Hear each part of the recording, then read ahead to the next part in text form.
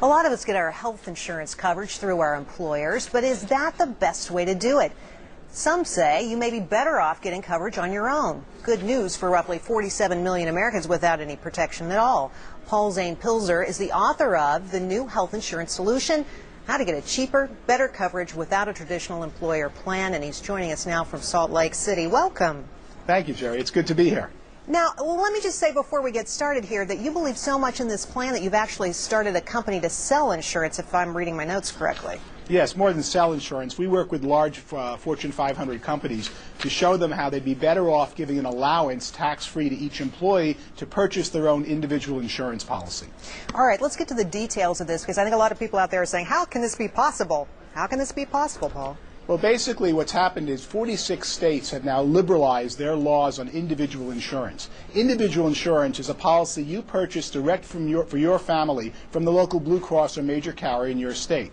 Those policies today are on average less than half the price for the same coverage of an employer policy. But let me interrupt you here. I mean, the reality is that I don't pay 100% of my coverage. My company picks up a lot of that tab.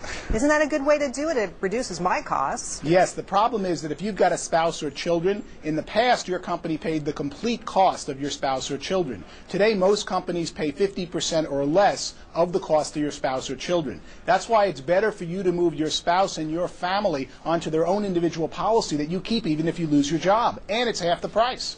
I think what is astonishing is I know a lot of people out there who actually do work full-time don't have health care coverage, so they're actually looking for solutions here too. Could this help them? Very much so. We've seen a whole revolution now that the states have liberalized their individual insurance policy laws. Today you can purchase good high deductible coverage, which is all most people need, for about $90 a month a person in 46 states, and soon it'll be in all states. Individual insurance is by and large the way to go for most people, but most people are clueless about how to buy individual insurance. The big change is this year a company can give you an allowance and say, go buy your own, tax-free, I'll reimburse you for it. But I got to ask you, it sounds to me like at the end of the day, if this is available and a lot of employees start moving to it, it's going to be additive incentive for employers to say, you know, I'm not going to give my employees some kind of health insurance coverage because at the end of the day, I don't have to. I know a lot of insurers don't give coverage now, but now it would be even more given your scenario.